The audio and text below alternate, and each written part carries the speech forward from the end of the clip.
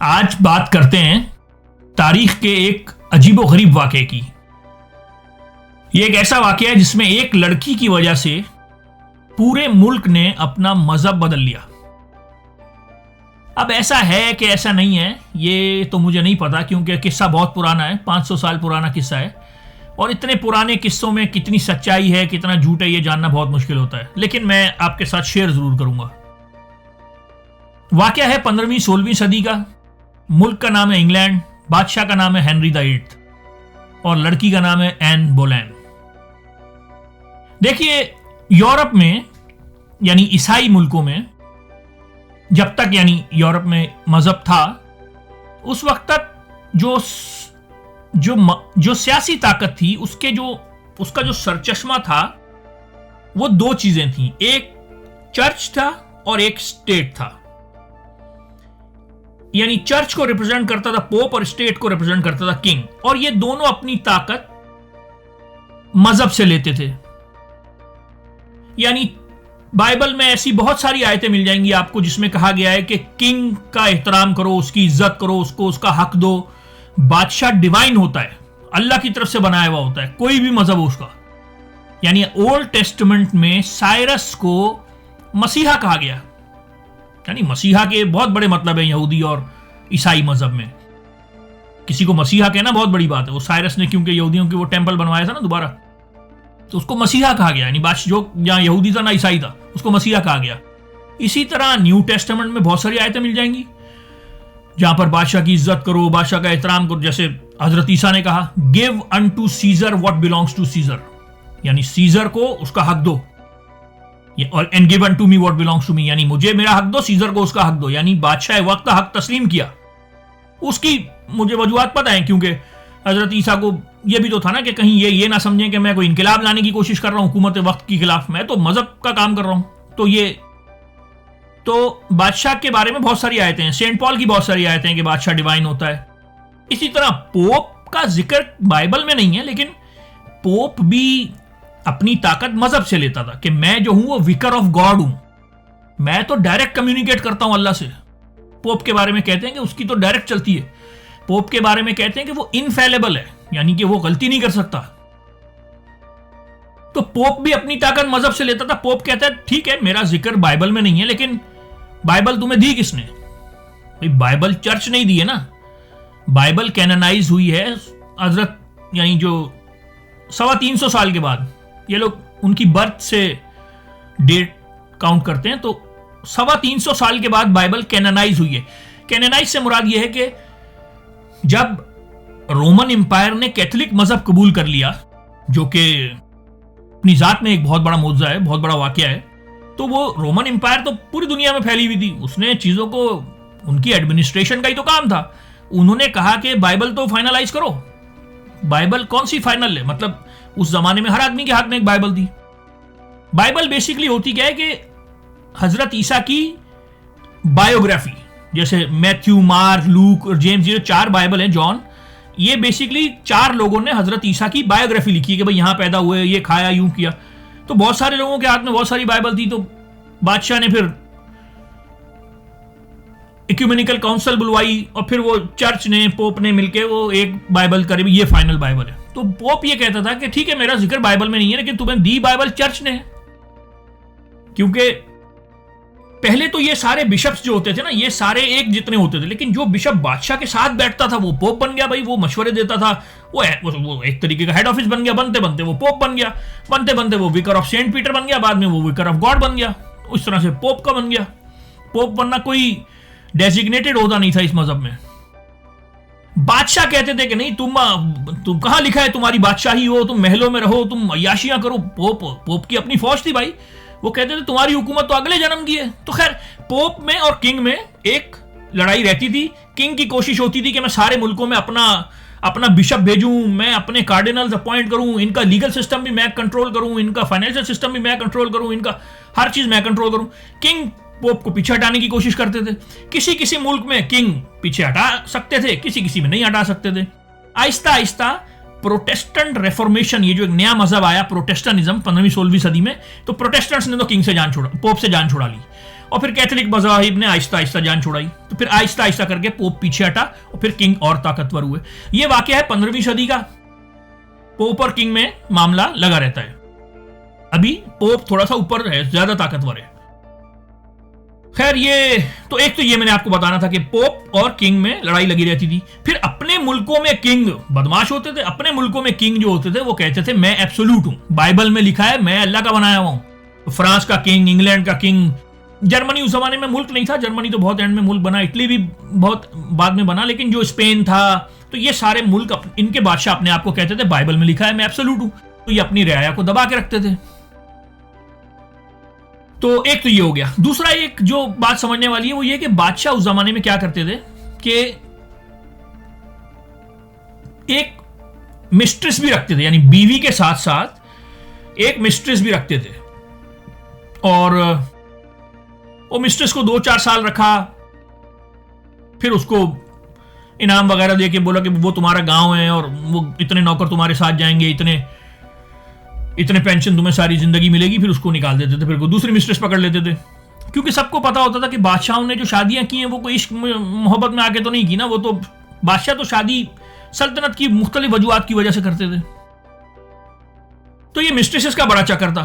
तो और आपको पता ही होगा कि इंग्लैंड के जो बादशाह थे इनको तो आहिस्ता आहिस्ता आहिस्ता आहिस्ता पार्लियामेंट ने काबू कर लिया था। यानी 17वीं 18वीं सदी तक तो बिल्कुल ही काबू कर लिया था। यानी वो हेबियस कॉर्पस, वो मैग्ना कार्टा से शुरू करके बिल ऑफ राइट्स वगैरह, और सिविल वॉर के बाद तो इंग्लैंड के बादशाह बहुत ही कमजोर हो चुके थे। लेकिन फ्रांस के बादशाह वो तो 18वीं सदी तक आउट ऑफ कंट्रोल थे। वो तो अपना एक राइट देने को तैयार नहीं थे।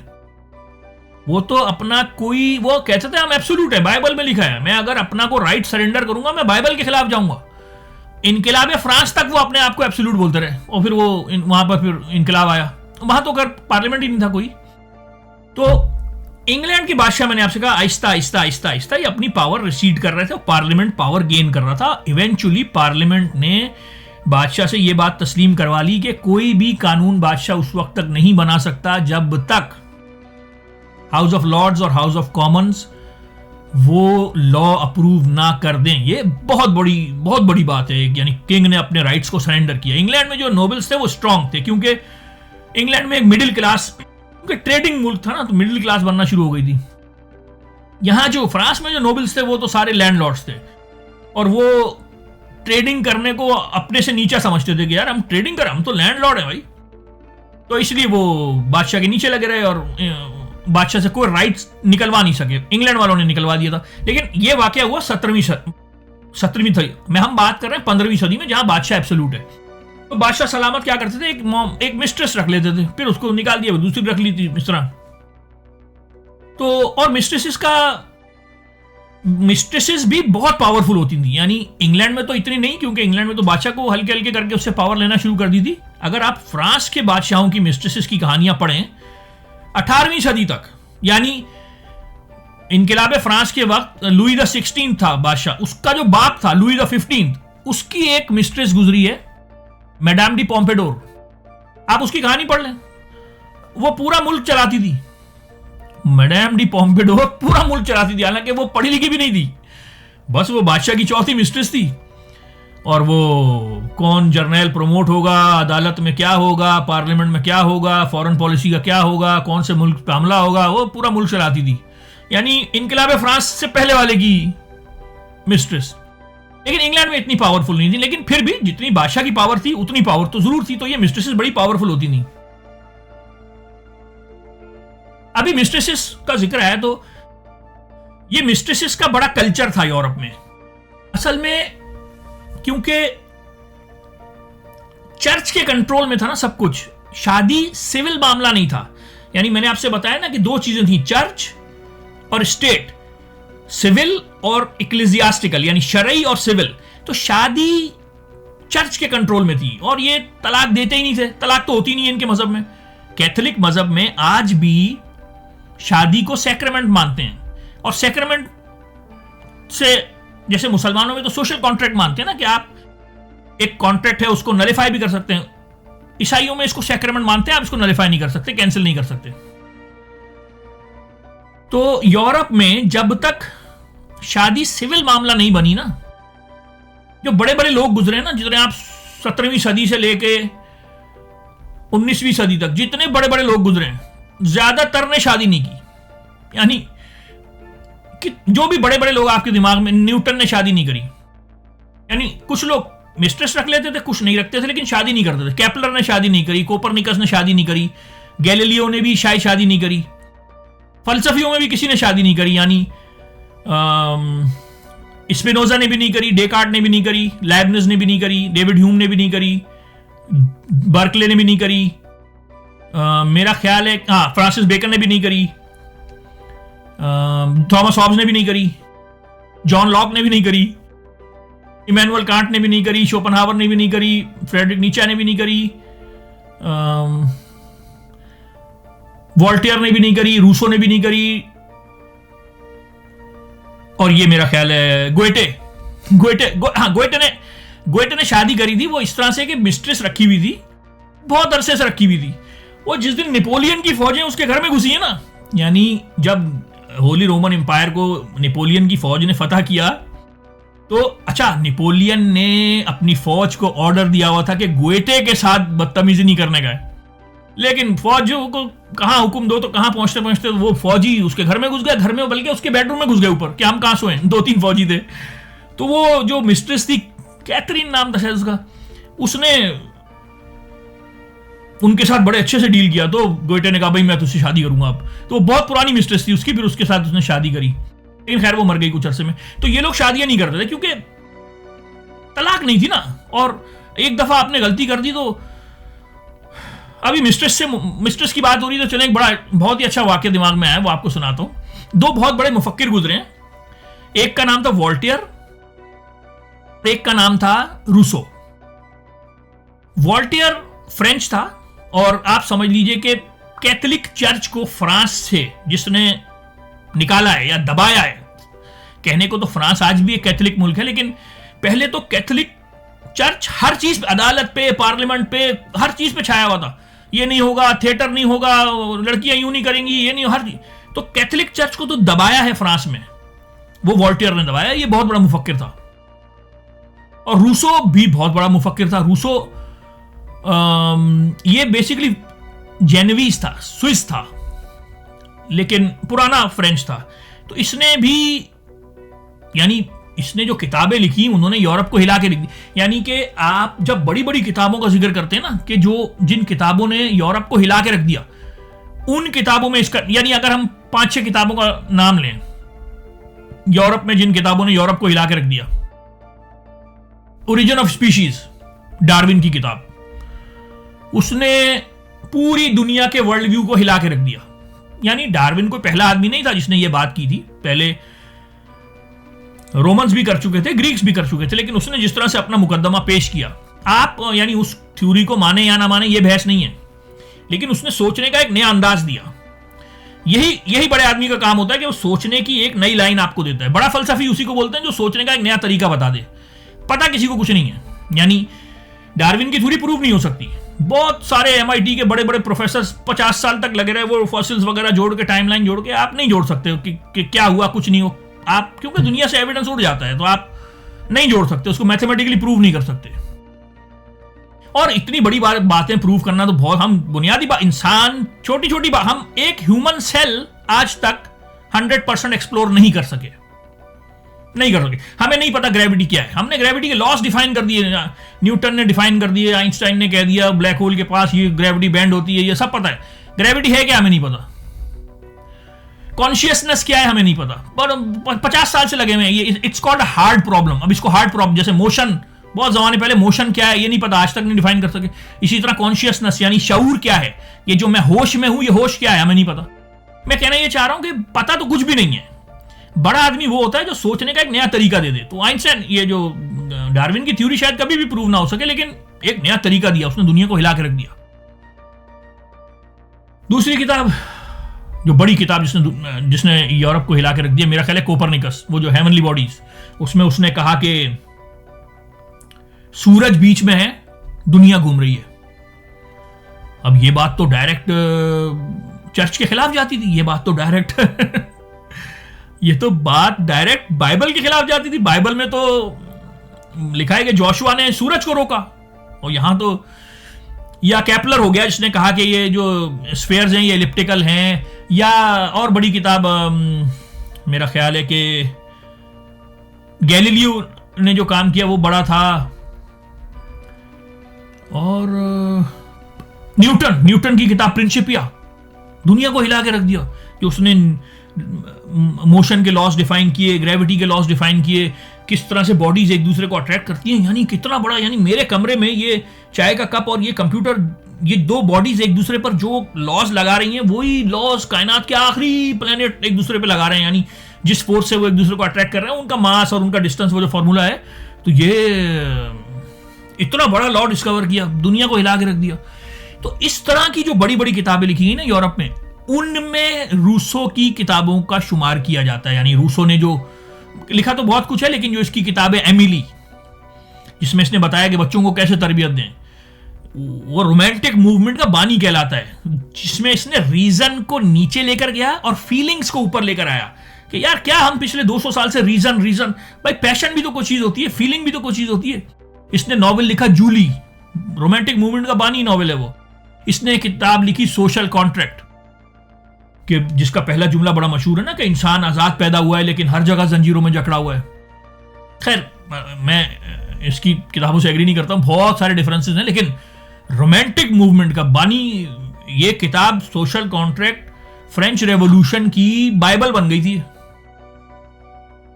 तो मैं कहना ये चाह रहा हूं, तो ये दो बड़े मुफक्किर वॉल्टेयर और रूसो, इन दोनों की मिस्ट्रेस से रिलेटेड एक वाकया था, इसलिए मैंने आपको इनका एक इंट्रोडक्शन पेश किया। वॉल्टेयर फ्रेंच था, अमीर आदमी था, अरबपति आदमी था, और रूसो गरीब गुरबा था बेचारा, कभी इधर भाग रहा है, कभी उधर भाग रहा है, कभी कोई पना मांग रहा है, कभी उसको पना मांग रहा है, और खाने के पैसे भी नहीं थे। लेकिन दोनों बड़े मुफक्किर थे। वॉल्टेयर ने फ्रांस में कैथोलिक चर्च का खात्मा किया, खात्मा से बुरा दबाया उसको, और रूसो ने रोमांटिक मूवमेंट शुरू करी कि फीलिंग्स भी कुछ होती हैं, हर वक्त रीजन, यानी अकल और इश्क का जो पुराना मसला है, इसने इश्क को ऊपर लेकर आया। तो अब हुआ ये कि मैं आपको बताना चाह रहा था कि ये किस तरह से लड़ते थे ये बड़े बड़े मुफक्किर। ये दोनों बहुत लड़ते थे आपस में, वॉल्टेयर और रूसो बहुत लड़ते थे। एक दफा क्या हुआ कि जब लड़ाई आखिरी हद तक पहुंच गई, तो वॉल्टेयर साहब ने अखबार में लिख दिया कि यार ये रूसो इतना बड़ा मुफक्किर बनता है, इसने किताब लिखी एमिली के बच्चों की तरबियत कैसे की जाए, जबकि इसने खुद एक बच्चा नहीं पाला, इसने तो अपने सारे बच्चे फिकवा दिए।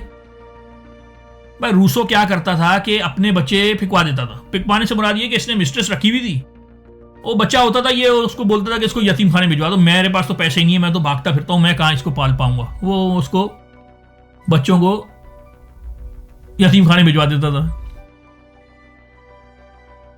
और रूसो साहब ने भी कोई कम नहीं थे, उन्होंने कहा अच्छा ऐसा है तो फिर ऐसा ही इन्होंने भी वॉल्टेयर के बारे में लिख दिया कि ये वॉल्टेयर इतने बड़े आदमी बनते हैं और ये इतने अजीम दुनिया में अपने आप को समझते हैं, कैथोलिक चर्च से मुकाबला कर रहे हैं अकेले में, और ये और वो दुनिया भर के बादशाहों से खतो किताबत है इनकी, ये अपनी भांजी को मिस्ट्रेस बना के रह रहे हैं।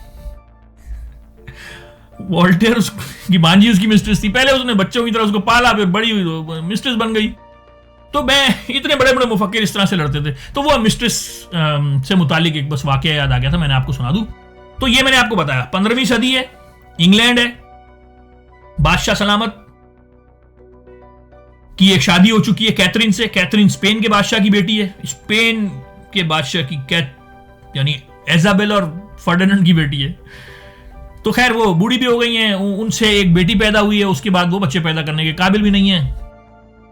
इस जो बादशाह सलामत है हेनरी द 8, इनको बेटा चाहिए। इन्होंने एक मिस्ट्रेस ढूंढी, मैरी बोलेन, और मैरी बोलेन के साथ ये कुछ अरसे रहे,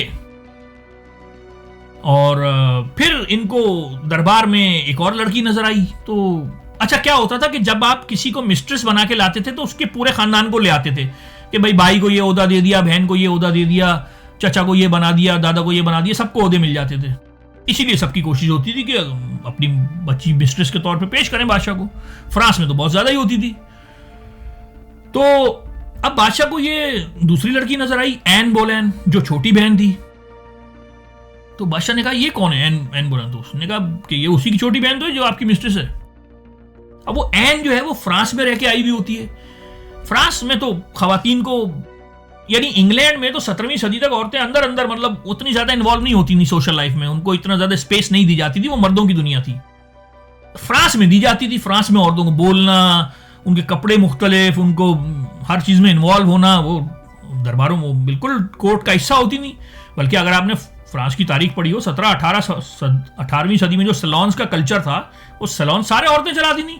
और वहां बड़े बड़े मुफक्किर कौन नहीं आके बैठा वहां पे, एडम स्मिथ हो, जॉनसन स्विफ्ट हो, डिडरो हो, वो रूसो हो, वॉल्टेयर हो, जॉन लॉक हो, थॉमस हॉब्स हो, थॉमस हॉब्स नहीं, शायद थॉमस हॉब्स नहीं गया, लेकिन ये डेविड ह्यूम हो, सारे वहां बड़े बड़े फलसफी जाके उन सैलॉन्स में बैठते थे। तो फ्रांस का कल्चर डिफरेंट था।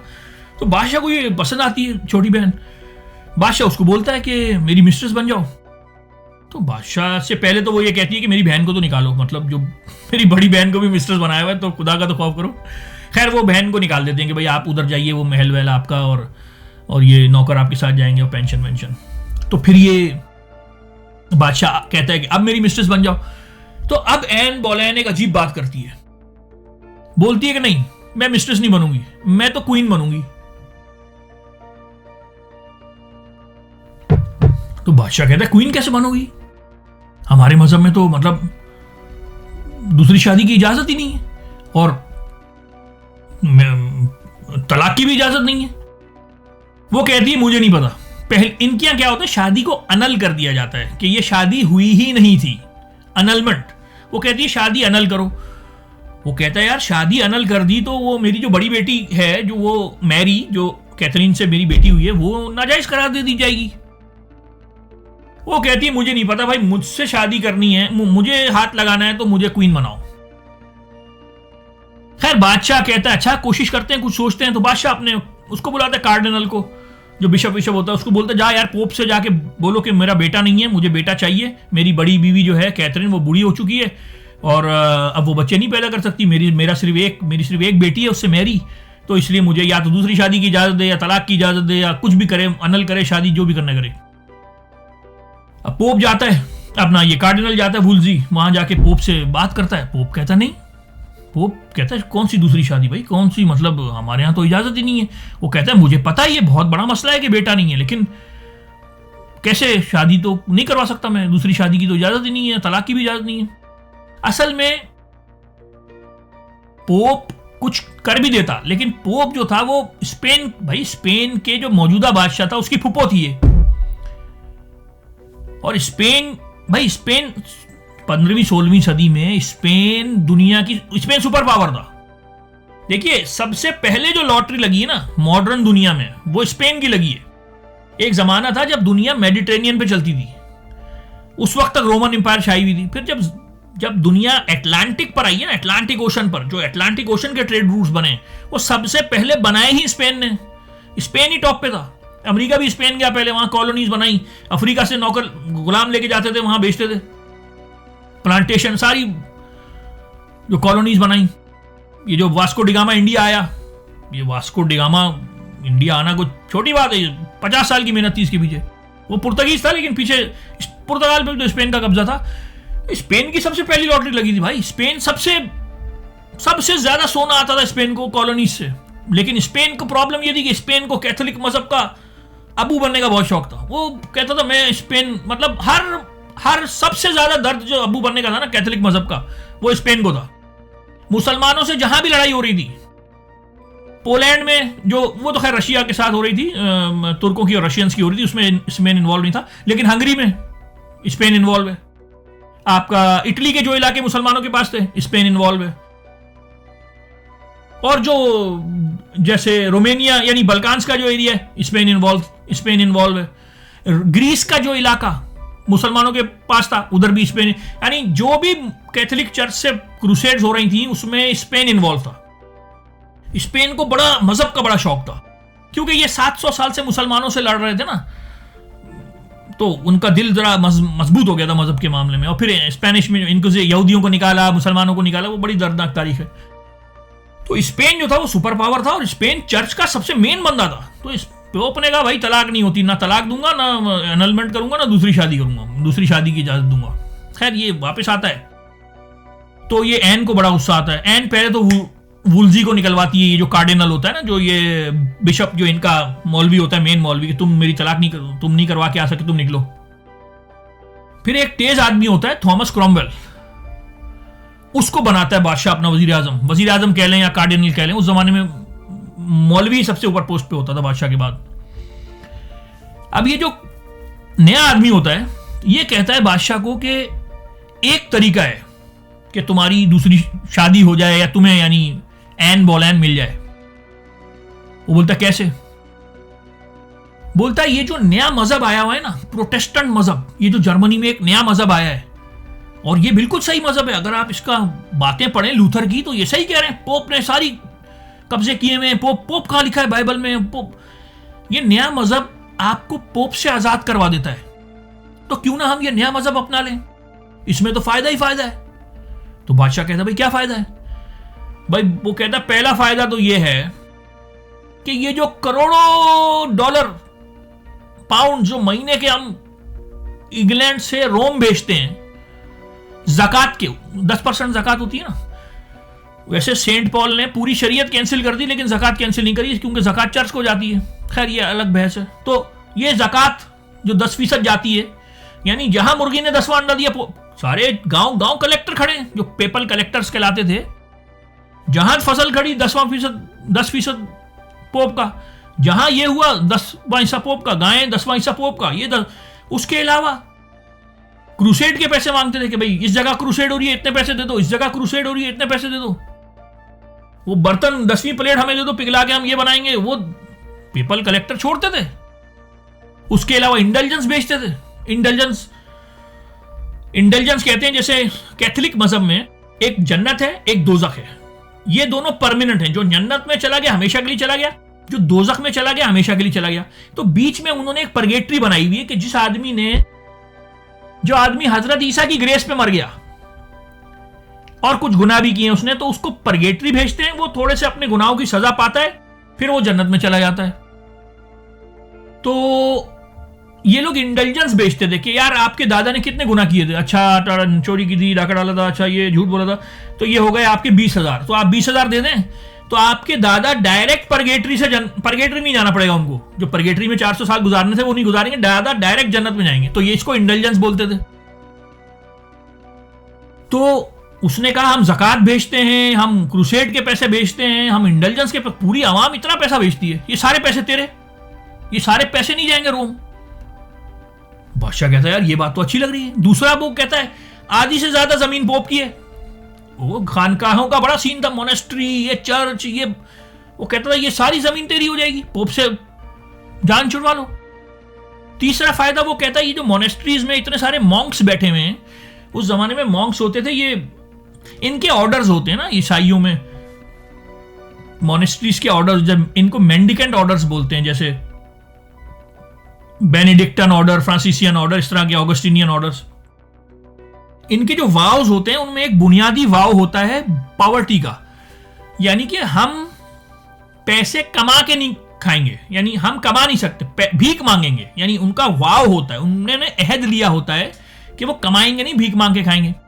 तो वो कहता है मोनेस्ट्रीज में इतने सारे मॉन्क्स बैठे हैं, सबको निकाल के काम करवाएंगे।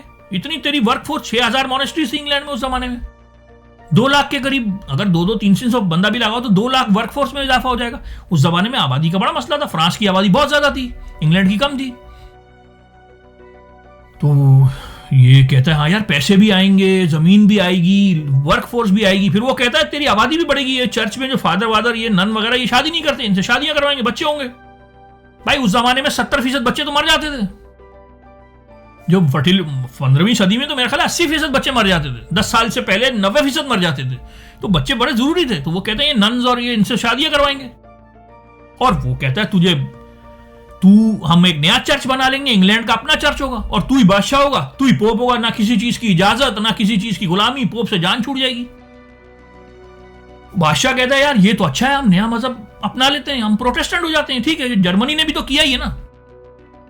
लेकिन बादशाह कहता है एक मसला है यार, यानी कि ठीक है कि मैं शादी के चक्कर में आके प्रोटेस्टेंट हो तो जाऊं, लेकिन अब तक तो मैं प्रोटेस्टेंट्स को मारता आया हूं।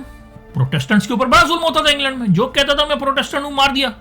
उस जमाने में तो इंग्लैंड का पीनल कोड तो बहुत ही खतरनाक पीनल कोड था। जिसने थोड़ी सी मजहब में तब्दीली करी उस पर बिद्दत हेरेसी का इल्जाम लगा के उल्टा लटका के चलाते थे, उस पर हेरेटिक और दूसरा आदमी हेरेसी के चक्कर में अंदर होता था। वो कहता था कि विलियम टिंडेल, अब ये बोलता है कि विलियम टिंडेल जिस आदमी ने बाइबल का तर्जुमा इंग्लिश में किया इंग्लैंड में, हमने उसको उल्टा लटका के चला दिया हल्की आंच पे। क्योंकि जब ये प्रोटेस्टेंट मजहब आया ना, तो बेसिकली हुआ ये कि जिस दिन बाइबल छपी है ना, कैथोलिक मजहब का दी एंड हो गया। बाइबल में कुछ लिखा ही नहीं है जो चर्च करवाए जा रहे 500 साल से। 7 सैक्रेमेंट्स होते हैं, 5 का जिक्र ही नहीं है बाइबल में, जिक्र ही नहीं। कॉन्फेशन करो डब्बे में आके, और भी बहुत सारे जो दीनी मसाइल जो चर्च बताता है वो बाइबल में है ही नहीं। तो ये कैथोलिक मुल्कों ने कहा कि कोई आदमी अपने घर में बाइबल नहीं रखेगा, और अगर लोकल जबान में किसी ने बाइबल पढ़ ली उसको मार दिया, उसको तो छोड़ेंगे ही नहीं। इसीलिए जो जर्मनी जबान किसी जैसे इंग्लैंड में विलियम टिंडेल ने इंग्लिश में तर्जुमा किया, उसको जला के मार दिया। उसकी बाइबल रखना जुर्म था। बाइबल सिर्फ आप चर्च में जाके पढ़ सकते हैं मौलवी के साथ, वो भी लैटिन जबान में, ताकि आपको समझ में ही ना आए। बाइबल अपनी जबान में पढ़ना तो अलाउ नहीं। तो वो कहता है यार हम तो अब तक चुन चुन के मारते आए प्रोटेस्टेंट्स को। तो वो एक मसला ये है। दूसरा मसला ये कि स्पेन हम पे हमला ना कर दे। तो ये 2 मामला उनको देखने होते हैं, लेकिन वो देख लेते हैं कि स्पेन बहुत ज्यादा इन्वॉल्व हुआ हुआ है और दूसरे चक्रों में लगा हुआ है। खैर बादशाह सलामत एक दिन आके ऐलान कर देते हैं कि जनाब हम आपसे अलग हो रहे हैं, रोमन चर्च से अलग हो रहे हैं। रोम का पोप बड़ी पोप की अपनी फौज भी होती है, पोप बड़ी धमकियां देता है, लेकिन इंग्लैंड को उसका फायदा है ना, वो समुद्र के इस पार है, मतलब एक आइलैंड है। खैर पोप बड़ी धमकियां देता है, ये करता है वो करता है, लेकिन हमला नहीं करता है। खैर ये जो है वो अपनी बड़ी बीवी को शादी को शायद अनल करते हैं या तलाक देते हैं, मुझे नहीं पता, उनको निकाल देते हैं, उनको और उनकी बेटी को मैरी को निकाल देते हैं, और एन बोलेन से शादी कर लेते हैं। और पूरे मुल्क में जो है वो कैथोलिक्स को मारना शुरू कर देते हैं। अब तक प्रोटेस्टेंट्स को मारते आए थे, अब कैथोलिक्स को मारना। और एक बोलते हैं ये अहद उठाना होगा सबको, अगर नहीं उठाएंगे तो हम छोड़ेंगे नहीं।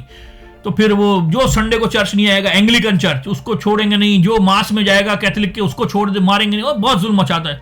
जैसे एक बहुत बड़ा मशहूर किताब है, आपने नाम सुना होगा उसका, यूटोपिया। ये थॉमस मोर ने लिखी थी। थॉमस मोर मना कर देता है कि नहीं जी मैं तो कैथोलिक हूं, मैं ये आपका नया अहद नहीं उठाऊंगा, तो उसकी गर्दन कटवा देते हैं। ये हेनरी द 8 तो सबकी गर्दनें उतरवाने का माहिर था ये। खैर यानी कि पहले ये चुन चुन के प्रोटेस्टेंट्स को मार रहे होते हैं, फिर अपनी शादी एन से करते हैं, प्रोटेस्टेंट हो जाते हैं, चुन चुन के कैथोलिक्स को मारना शुरू कर देते हैं। अब मसला ये होता है कि एन से भी इनका बेटा नहीं होता, एन से इनकी एक बेटी होती है, एलिजबेथ द फर्स्ट। अब जनाब एन 2, 4, 5, 6 बार और प्रेग्नेंट होती है, लेकिन मिसकैरेज हो जाता है या स्टिल बॉर्न बच्चे पैदा होते हैं, बच्चा नहीं हो पाता, एक बेटी होती है बस एलिजबेथ। तो फिर इनका जो है वो इश्क भी एन बोलेन से, जिसके चक्कर में पूरे मुल्क को प्रोटेस्टेंट बनाया होता है, जिसके चक्कर में रोमन इंपायर बोल रहा हूँ, यानी रोमन कैथोलिक चर्च से पंगा लिया होता है, वो उससे अब उनसे भी इनका प्यार कम होना शुरू हो जाता है। फिर एन जो होती है वो जरा एडमिनिस्ट्रेटिव मामलात में भी एंटर होने की कोशिश करती है कि ये जो चर्च से इतनी दौलत अब हम बचा रहे हैं तो इसको ऐसे यूज करो, इसको यूं करो। तो वो जो थॉमस क्रॉमवेल होता है जिसने ये सारे मशवरे दिए होते हैं बादशाह को, उसको भी बुरा लगता है कि ये क्यों इन्वॉल्व हो रही है, बादशाह को भी बुरा लगता है, और थोड़ा सा कुछ और मामलात भी होते हैं। बादशाह को बेटा भी चाहिए होता है, बादशाह और ये लोग मिलकर डिसाइड करते हैं कि इसको भी, अब इसको तो तलाक कैसे देंगे, मतलब पहले ही हम इतना बड़ा, अवाम खिलाफ हो चुकी होती है ना, अवाम एन के खिलाफ होती है कि इसकी वजह से हमारा मजहब चेंज हो गया पूरे मुल्क का, तो नफरत तो वैसे ही होती है। और एन जो अपनी जो कोरोनेशन की होती है, क्वीन जो फौरन जब क्वीन बनी, वो अजीम कोरोनेशन, लोगों को और गुस्सा आया हुआ होता है इसके खिलाफ। बादशाह और ये क्रॉमवेल मिलके इस पे इल्जाम लगाते हैं उल्टे सीधे ना कि एडल्ट्री करी है या जादू करा है। उस जमाने में जादू करना बड़ा आसान होता था। स्कॉटलैंड में, इंग्लैंड में, ये ऊपर के जो है ना नॉर्दर्न यूरोपियन मुल्क है, यहाँ पर औरतों को जादू का इल्जाम लगा के मारना बहुत आसान होता था। तो खैर वो इसको और इसके भाई को मरवा देते हैं, और फिर किंग जो है वो एक और शादी करते हैं जेन सेमोर के साथ। उससे फिर जाके इनका बेटा होता है, लेकिन जेन सेमोर बहुत जल्दी मर जाती है। फिर ये 3-4 और शादियां करते हैं, लेकिन और किसी से बच्चा नहीं होता। तो इसके जो बच्चे मशहूर हैं वो 3 ही हैं, यानी कि एक तो कैथरीन से जो मैरी, और फिर एन बोलेन से जो एलिजाबेथ, और एडवर्ड तीसरा जो जेन सेमोर से। फिर एडवर्ड बादशाह बनता है।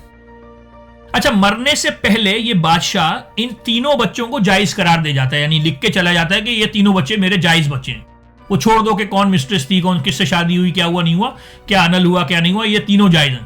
तो एडवर्ड बादशाह बनता है। एडवर्ड थोड़े अरसे के लिए बनता है।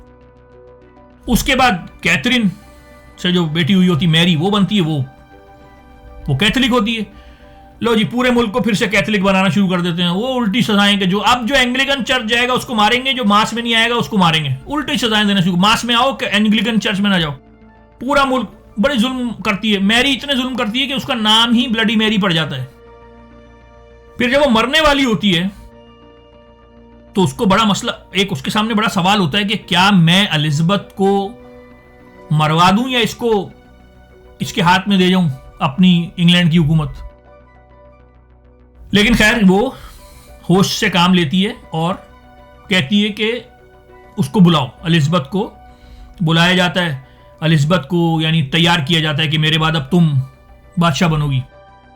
यानी वो एन बोलेन, जिसकी वजह से पूरे मुल्क का मजहब चेंज किया होता है, उसकी बेटी एलिजाबेथ को बताया जाता है कि मेरे बाद तुम बादशाह बनोगी, और उसको अपनी चूड़ियां उड़ियां देती है। फिर ये मर जाती है मैरी, क्योंकि इसने शादी नहीं की होती, इसका कोई बच्चा नहीं होता। फिर एलिजाबेथ बादशाह बनती है। एलिजाबेथ भी शादी नहीं करती। 45 साल तक एलिजाबेथ ने हुकूमत की। एलिजाबेथ ने इंग्लैंड को इंग्लैंड बनाया। और एलिजाबेथ का कमाल यह था कि इसने स्पेन को इंग्लैंड पे हमला नहीं करने दिया। यानी ये 40 साल तक बादशाह, 40-45 साल तक बादशाह रही एलिजाबेथ, और शेक्सपियर का दौर तो मशहूर ही है। उसने स्पेन को हमला नहीं करने दिया। ये बेसिकली शादीशुदा नहीं थी, तो ये स्पेन के बादशाह को बोलती थी कि बस मैं तुमसे ही शादी करूंगी, अब ये काम हो जाए, यूं हो जाए, यूं हो जाए। 30 साल तक उसको बेवकूफ बनाती थी और उसको हमला नहीं करने दिया इंग्लैंड पे। स्पेन को बड़ा दर्द था भाई कैथोलिक चर्च का। ये प्रोटेस्टेंट से लड़ते थे। हर मुल्क में इतनी आसानी से मुल्क प्रोटेस्टेंट नहीं हो गए। जर्मनी में 30 इयर्स वॉर हुई है, 30 साल जंग चली है। फ्रांस में 19 जंगें हुई हैं कैथोलिक्स और प्रोटेस्टेंट्स की। तो ऐसे ही इतनी आसानी से ये किसी मुल्क को प्रोटेस्टेंट नहीं होने देते थे। लेकिन इंग्लैंड को एक 40 साल का फेज मिल गया जहां पर इंग्लैंड में किसी ने हमला नहीं किया। ऐसा नहीं है कि इंग्लैंड फौरन से, इंग्लैंड में 250 साल लगे हैं ये कैथोलिक प्रोटेस्टेंट्स के मसले को हल होते होते। लेकिन एलिजाबेथ का जो दौर मिला ना 45 साल का, जो स्पेन ने हमला नहीं किया, चर्च ने हमला नहीं किया, वो स्पेन के बादशाह से कह के चर्च को भी राम करवाती रहती थी कि इसको बोलो यूं कर दो, यूं कर दो। उससे भी अपने काम निकलवाती रहती थी। और ये लोग क्या करते थे, स्पेन का जो सोना आ रहा होता था अटलांटिक से, हर 8वां-10वां कश्ती लूट लेते थे।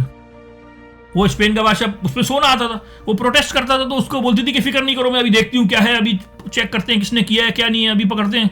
इस तरह से करके इसने टाइम बाय किया, स्पेन को हमला नहीं करने दिया। स्पेन लगा रहा उम्मत को बचाने, क्रिश्चियन डम को बचाने। स्पेन कमजोर होता चला गया। और फिर एक वक्त आया कि इंग्लैंड ने जो स्पेन की जो नेवल जो बैटरी थी, वो जो आर्माडा था, वो जो जिसकी वजह से वो दुनिया पे छाया हुआ था, इंग्लैंड ने उसको तबाह कर दिया। और जो अटलांटिक पे जो हुकूमत थी वो इंग्लैंड की हो गई। थोड़ा अरसा नेदरलैंड के साथ मसला रहा, फिर नेदरलैंड भी नीचे चला गया। फिर फ्रांस के साथ थोड़ी आगे पीछे रहे मामले कॉलोनीज के, लेकिन फ्रांस में अपने मसाइल इतने थे तो इंग्लैंड एक सुपर पावर के तौर पे सामने आया। और फिर दुनिया को लूट लूट के ऐसी दौलत देखी इंग्लैंड ने 200 साल कि शायद किसी और मुल्क ने इतनी जल्दी इतनी दौलत देखी ना हो। मतलब कि दुनिया को लूट के इन्होंने इतना कमा लिया। तो ये कहानी थी, मैंने कहा आपसे शेयर करें किस तरह से एक लड़की के लिए पूरे मुल्क ने अपना मजहब तब्दील कर लिया। अब इसमें लड़की का एलिमेंट ज्यादा था। अच्छा, मैं आपको ये तो बताना भूल गया कि लड़की के साथ बादशाह ने किया क्या, उसको भी मरवा दिया उस पर इल्जाम लगा के, या शायद मैंने बता दिया था। हाँ, एन को, जिसके चक्कर में पूरे मुल्क ने अपना मजहब चेंज किया, उसको भी मरवा दिया। अपना ख्याल रखिएगा।